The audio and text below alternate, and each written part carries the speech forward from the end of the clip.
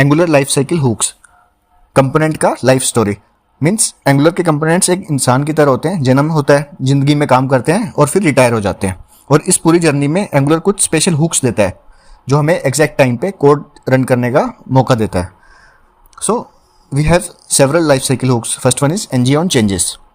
जब भी कोई इनपुट प्रॉपर्टी का डाटा पेरेंट से चेंज होता है, ठीक है, तब हम यूज़ करते हैं एनजी ऑन चेंजेस रन होता है। जब भी हमारा कोई इनपुट प्रॉपर्टी चेंज होगी ना, तब हमारा एनजी ऑन चेंजेस में जो भी कोड होगा वो रन होगा। So whenever input property data from parent changes, then the code inside NG on changes will run. जैसे कि हमारा पेरेंट में कोई जैसे डाटा चेंज हुआ है और हम चाहते हैं कि यहाँ पे उस जो भी चेंज डाटा है उसको हम यूज़ करके हमारे कोड को मैनिपुलेट कर सकें, तो हम यूज़ करते हैं NG on changes. Second one is NG on init.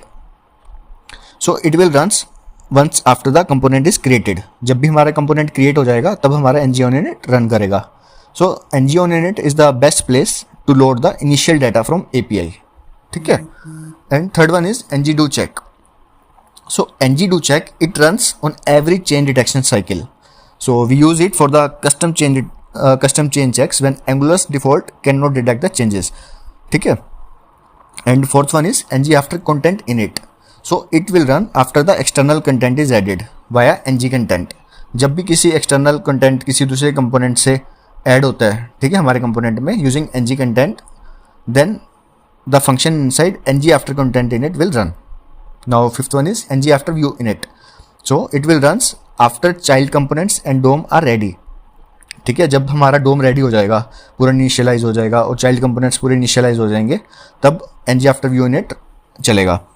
जैसे कि हमें चार्ट्स को इनिशियलाइज करना है, स्लाइडर्स इनिशियलाइज करने हैं, तो हम यूज़ कर सकते हैं ng after view init. Now sixth one is ng on destroy. So it runs just before the component is destroyed.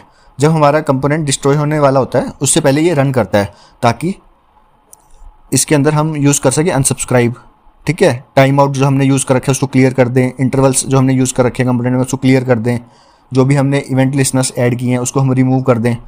ये यूज़ होता है जब हमें मेमोरी लीक से बचना हो, ठीक है, तब हमें ng ऑन डिस्ट्रॉय यूज़ करना चाहिए, क्योंकि हम APIs को सब्सक्राइब करते हैं, ऑब्जर्वेबल्स को सब्सक्राइब करते हैं, तो उनको हम ng ऑन डिस्ट्रॉय में अनसब्सक्राइब कर सकते हैं, ठीक है। सो ये था हमारा लाइफ साइकिल हुक्स इन एंगुलर।